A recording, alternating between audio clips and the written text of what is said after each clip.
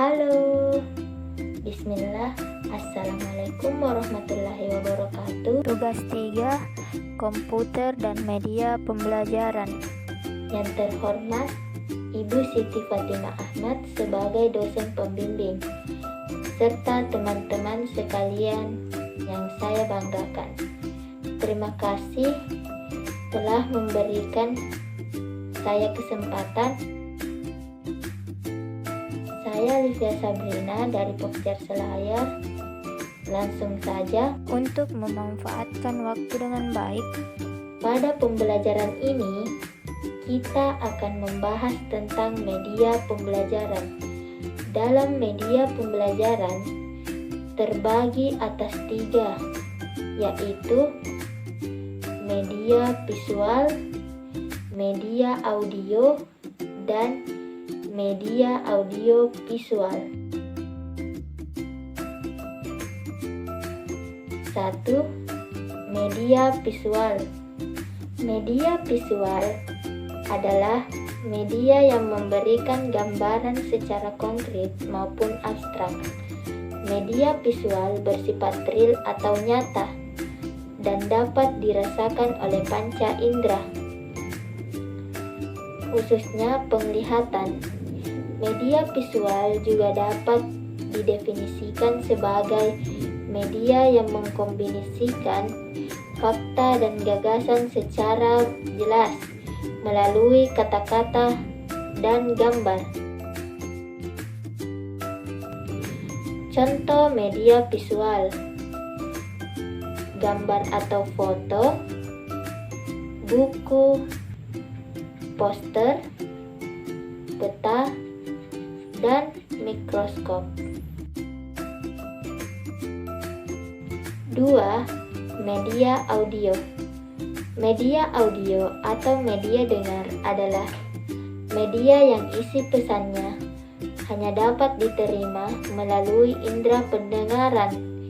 Dengan kata lain, media ini hanya melibatkan indera dengar dan memanipulasi unsur bunyi atau suara semata.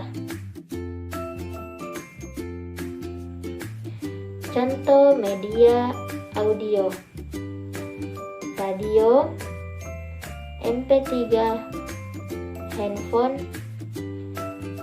tape recorder, dan CD player.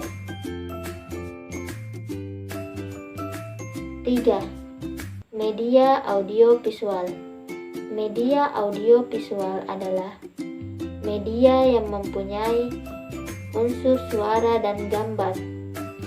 Jenis media ini mempunyai kemampuan yang lebih baik karena meliputi kedua jenis media auditif atau mendengar dan visual atau melihat, yang biasanya digunakan dalam situasi belajar untuk membantu tulisan dan kata yang diucapkan dalam mengeluarkan pengetahuan, sikap, dan ide.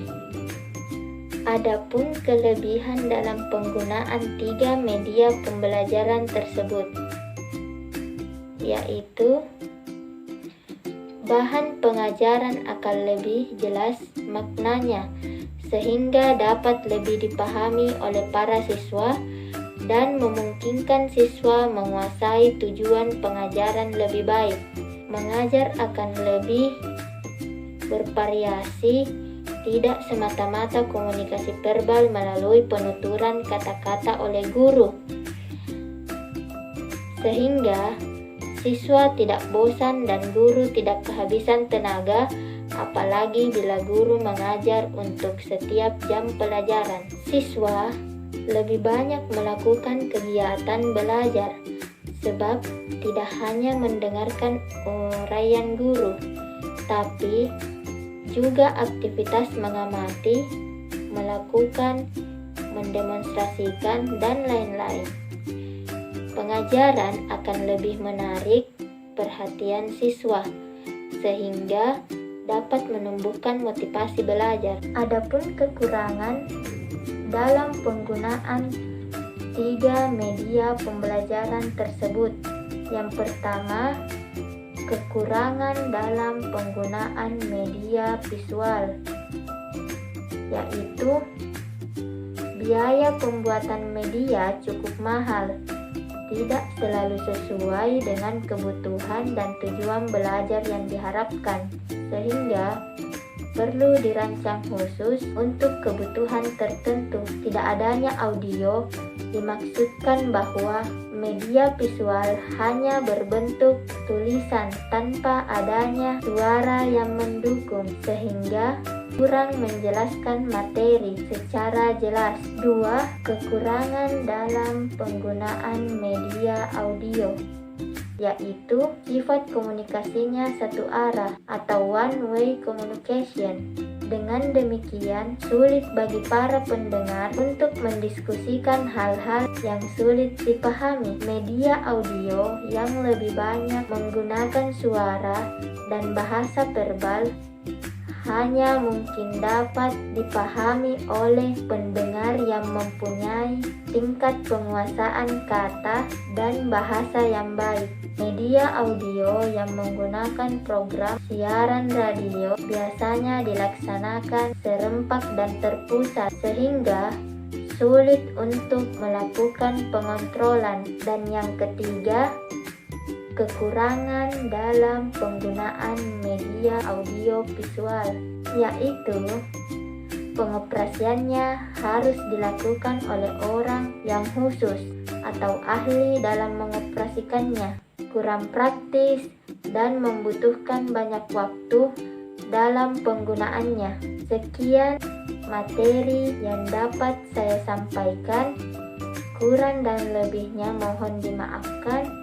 Wassalamualaikum warahmatullahi wabarakatuh.